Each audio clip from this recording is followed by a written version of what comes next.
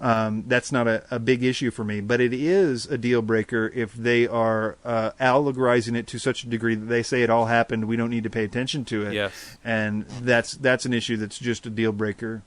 Yeah, and you see that was that's the weird thing about my home church, Chris, is it's not like preterism or partial preterism going on.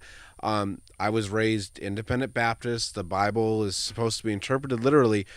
We just ignored it.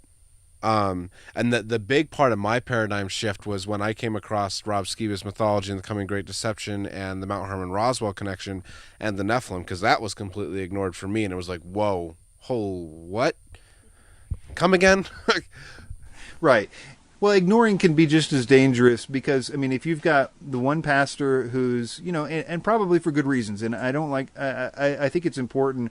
Some pastors, I mean, their calling is to, disciple the sheep and raise people up into good followers of Christ, and that includes a whole lot of stuff. And, here's the deal with prophecy. It's hard. You have to know not just the book of Revelation, but you need to have a really good working knowledge of Daniel, Ezekiel, Joel, Zephaniah, 2 Thessalonians, 1 Thessalonians, on and on and on. You need to know your stuff, and you need to have compared them all to have a rational view of it for yourself.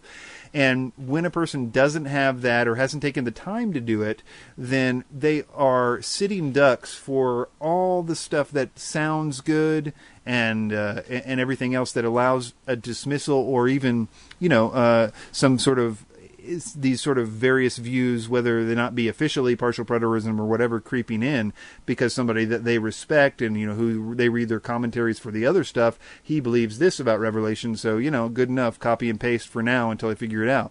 So the not paying attention to it is not a bad thing in terms of them personally. But it is something that, it's going to affect everything else. Right. I think that would kind of be a good segue right here. And I wish I would have thought to ask this, but what's your take on The Harbinger by Jonathan Cahn?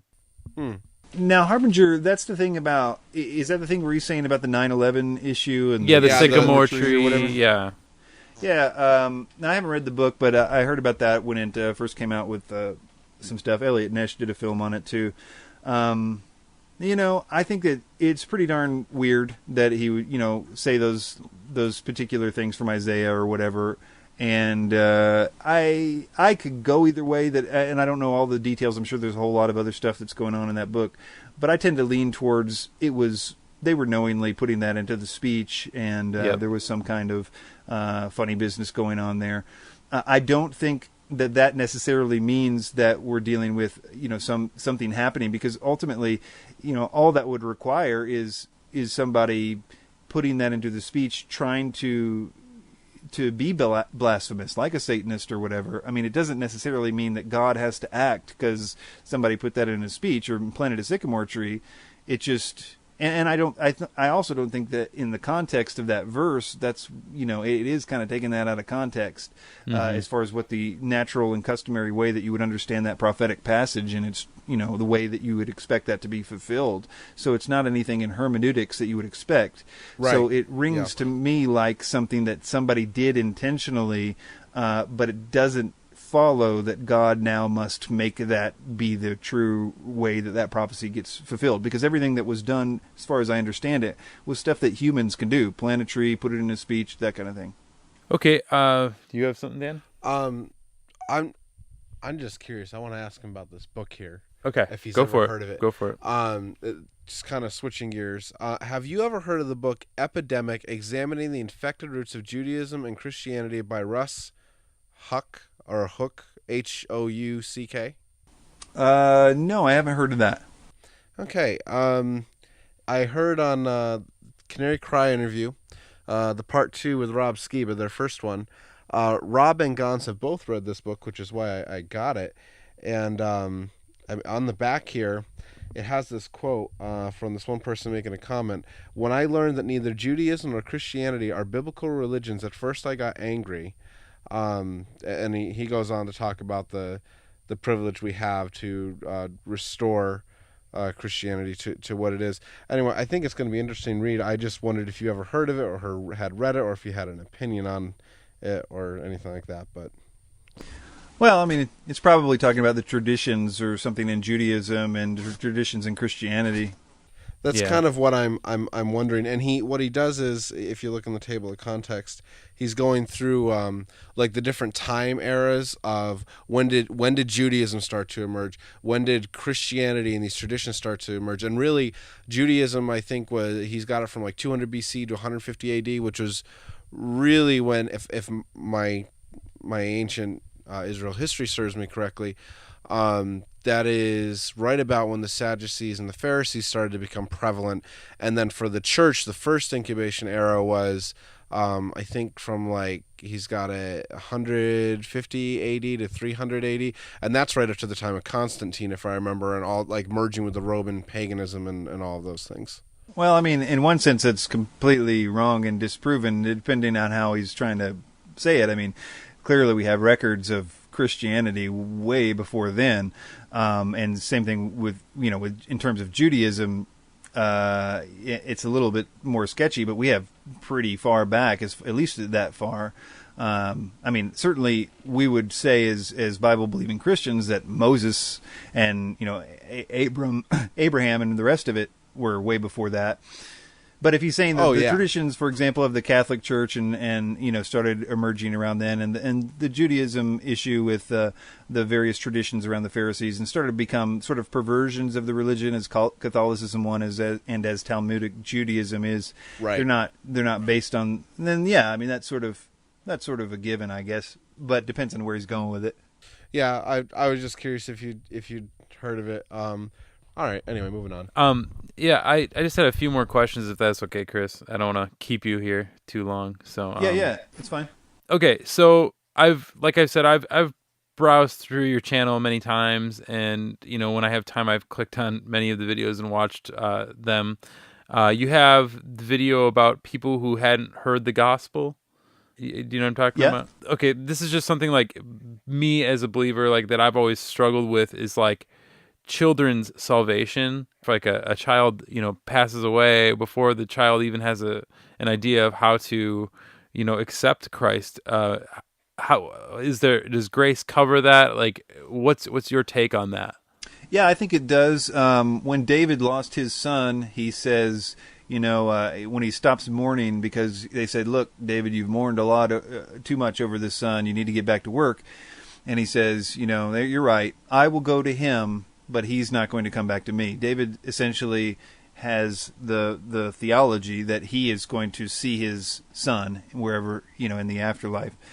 And I think that's a pretty good verse to go to for it. The rest that we have about that is somewhat more conjecture. There's some verses that say stuff like, that the parents in the New Testament somewhere, that the parents will cover their children in terms of that. I can't think of the verse right now, but covering is the key word, I believe. Anyhow, it's not explicit, but it's highly suggestive. So I would say between those two verses, I think that we can be quite certain, in addition to the fact that God is a good and merciful and just God. People have tried to put the idea of sort of the age of accountability on that, and though we can't figure out exactly what that is, or if it's exactly what's happening, it does seem to be something like that. There probably is an age of accountability issue where a person gets to a certain age where they're sort of now accountable for themselves. But I certainly, based on that and just other personal feelings, I guess, in addition to the Bible verses, that I certainly think children go to heaven as well as mentally handicapped people and other issues that can't conceive it or think of it. I do think that God also reaches mentally handicapped people in wonderful and beautiful ways, and wonderfully saved mentally handicapped people are all over the place. And but in those cases where it's not possible, I think that there's a special grace going on. Yeah, I think I actually thought of it earlier when you were talking about the generational thing, about how that natural barrier can be given away before the child can actually make that decision themselves. I think we're dealing with the same issue there, if you want to call it the age of accountability, because that child can't choose Christ, it can't choose Satan, it doesn't have that ability, it doesn't have that understanding. Yeah, I totally agree. And it doesn't mean kids aren't little sinners. They certainly are. Absolutely. But, They came prepackaged. It's there. I think that you're right. It's the exact same thing going on with that. Okay, so you just brought up Mandy, Abraham's bosom. Was you talking about? Dan and I were talking about that. Oh. Okay, go ahead, Mandy. No. Okay, so like No, that's a good theory. I mean, not theory. It's a good interest. Yeah, people. We've just been reading some things in Scripture, and I could not recite it to you or remember, but They were reading in John about Lazarus and the rich man, and I talked with her about Jim Wilhelmsen's theory on what the Abraham's bosom might be. Right. So basically, what are your thoughts on, people, they die and then go straight to heaven? Because I've read a lot of scripture recently that says, people will be risen from their graves and Judgment Day and all that stuff. So basically... Right. This is a good question, and this is a really important thing. And the sad thing about this is that almost every person with some serious theological training knows the answer to this, but it's really, really complicated. It's very biblical. I mean, you can just chapter and verse it the whole way, but it's complicated. You got to take some time to do it. And the problem is that those people, your pastors, are probably not explaining this in the detail it needs to be explained.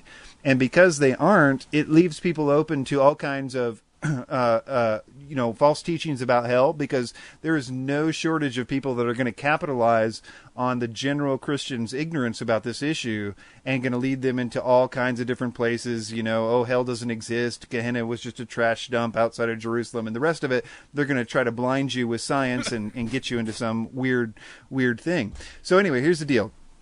Before everybody that dies right now, in other words, nobody is in heaven, quote unquote, yet. That the way that we think of it. In fact, they can't be, because heaven is going to require us to have essentially. I'm going about this backwards, but let's start with Gehenna or Hades, as it's called in the Old Testament, is not the same thing as Gehenna. There is a place in this. If you, I'm doing this terribly. In the center of basically all the Hades in the Old Testament is simply the abode of the dead. But Hades actually has three separate biblical parts. There is what's sometimes called Abraham's bosom. In other times it's called paradise. Today you will be with me in paradise, to the thief on the cross. It is the abode of all, if you will, separated good dead, but it's in the same technical place as Hades, the abode of all the dead. Again, Hades has three different parts. The second part is where the guy in the Lazarus and the rich man parable is, that separated between that gap. There is a third part of Hades called Tartarus, or the abyss. This seems to be reserved for the angels that sinned in Genesis 6. The word Tartarus in the Greek, it means a place lower than hell. It's the third. Sometimes the Bible even translates the word Tartarus as lowest hell. And so everybody that's dead is technically there. I'm not saying it's geocentric. It's actually in the middle of the earth, but it could be, who knows, in a spiritual realm or whatever. But in many ways, that's the way the Bible talks about it. I personally don't know and don't think it necessarily is in the earth, but that's the way the Bible talks about it. Now, when the resurrection happens, Daniel tells us, and it's all throughout the New Testament, that there's going to be two resurrections. The resurrection of the just and the resurrection of the unjust. In other words, everybody that's ever died, good or bad, will be resurrected at some point. Though let's start with the first resurrection, as it's sometimes called in Revelation. It's just broadly called the first resurrection, which includes not only Jesus, but a few of the others, including the people in the rapture, and those that die during, I don't want to get into the details, but there's some people that died during the wrath of God that were beheaded, but they actually complete the end of the first resurrection, the resurrection of the just. And so all that whole group of those that die that are just are resurrected, and some in the rapture, or most, let's say, in the rapture, and are given spiritual bodies for which to inhabit heaven. Apparently, that's there's a physicality to heaven. Now Jesus says he goes to prepare a place for us, and that we're going to, when he comes back, he's going to bring us to that place.